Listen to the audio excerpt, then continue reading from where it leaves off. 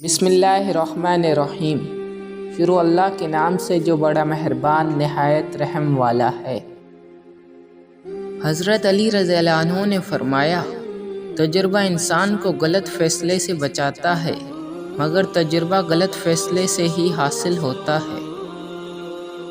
جو زیادہ باتیں کرے گا اس سے غلطیاں بھی زیادہ ہوں گی، اور جس کی خطائیں زیادہ ہوں گی اس کی حیا شرم کم ہوگی، اور جس کی شرم کم ہوگی اس کا تقویٰ کم ہوگا، اور جس کا تقویٰ کم ہوگا اس کا قلب مردہ ہو جائے گا، اور جس کا قلب مردہ ہو جائے گا وہ دوزخ میں جائے گا۔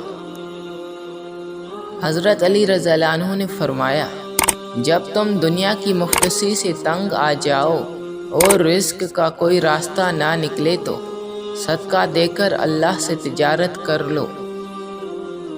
کتنے لوگ ایسے ہیں جو اپنی زبان کی وجہ سے ہلاک ہو جاتے ہیں۔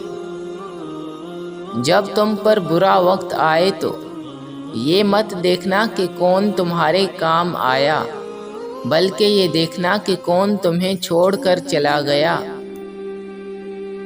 خبردار، علم نجوم حاصل مت کرو، مگر اتنا کہ جس سے خشکی و تری کے راستے معلوم کر سکو، اس لیے کہ یہ علم کہانت کی طرف لے جاتا ہے، اور نجومی بھی ایک طرف کا کاہن جادوگر جیسا ہوتا ہے، اور جادوگر کافروں جیسا ہوتا ہے، اور کافر جہنم کی آگ میں جلے گا۔ چلو اور نام خدا لے کر نکل پڑو۔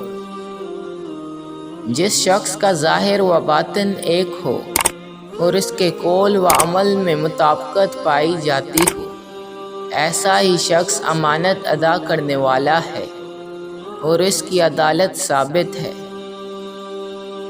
لوگوں کے عیبوں سے اس طرح غافل ہو جاؤ جیسے سوتے وقت تم دنیا سے غافل ہو جاتے ہو۔ وقت اور دولت دو ایسی چیزیں ہیں جو انسان کے اختیار میں نہیں۔ وقت انسان کو مجبور اور دولت مغرور بنا دیتی ہے۔ مومن ایک سوراخ سے بار بار نہیں ڈستا۔ اللہ تم پر رحم تو کرتا ہے ہر شخص کی اصلیت دکھا کر، مگر مسئلہ یہ ہے کہ تم خود پر خود ہی رحم نہیں کرتے ہو۔ اگر تم اپنوں کو چھوڑ کر غیروں پر اعتبار کرتے ہو تو اپنوں سے بھی امید مت رکھو کہ وہ تم پر اعتبار کریں۔